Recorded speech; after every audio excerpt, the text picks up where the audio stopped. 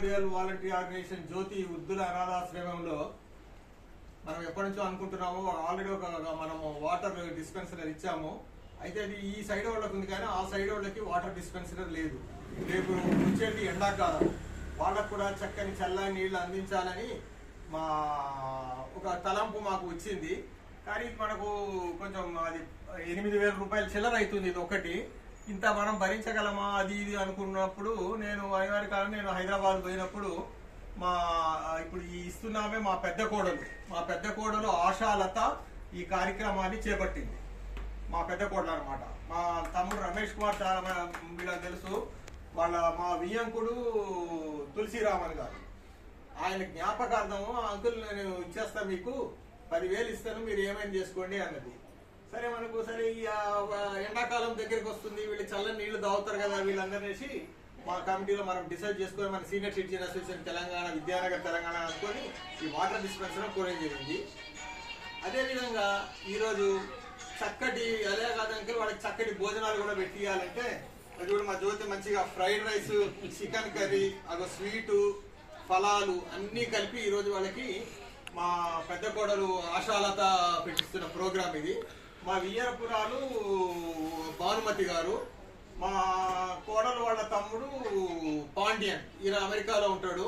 వీళ్ళందరి సహకారంతో ఈరోజు ఈ కార్యక్రమాన్ని మనం ఇక్కడ నిర్వర్తించుకుంటాం. మనకు గర్వకారణంగా ఉంది.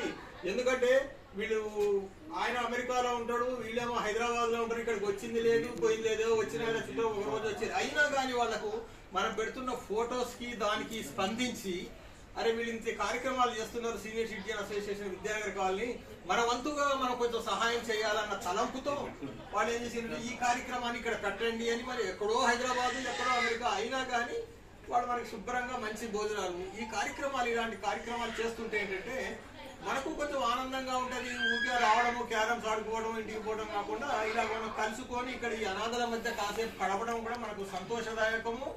మనకు అది మంచి ఫెచ్చింగే. మనం చేస్తున్న ధార్మిక కార్యక్రమాలని కూడా ఒక మంచి అవగాహనతో మనం ముందుకెళ్తున్నాము.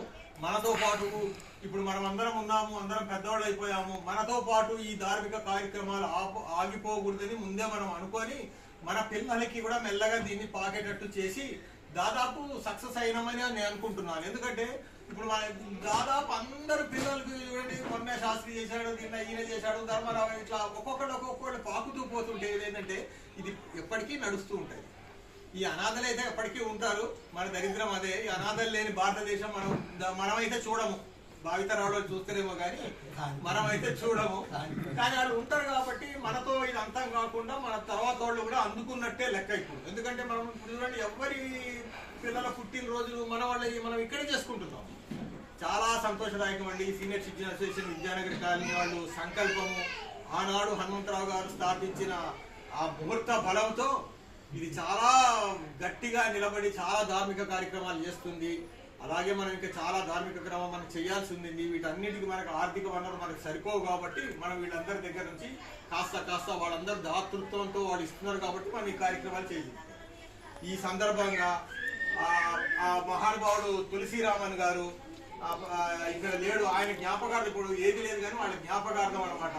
ఆయన జ్ఞాపకార్థం ఆయన భార్య భానుమతి, కూతురు ఆశాలత, కొడుకు పాండ్యన్ గారు కలిసి ఈ కార్యక్రమాన్ని ఏర్పాటు చేసినందుకు వాళ్ళకి మా Telangana senior citizen association Vidyanagar colony తరపున ప్రత్యేక ధన్యవాదాలు తెలుపుకుంటూ ఇప్పుడు మా Telangana senior citizen association Vidyanagar colony president Kollu Nageswararao గారిని 2 మాటలు మాట్లాడవలసిందిగా కోరుకుంటున్నాను.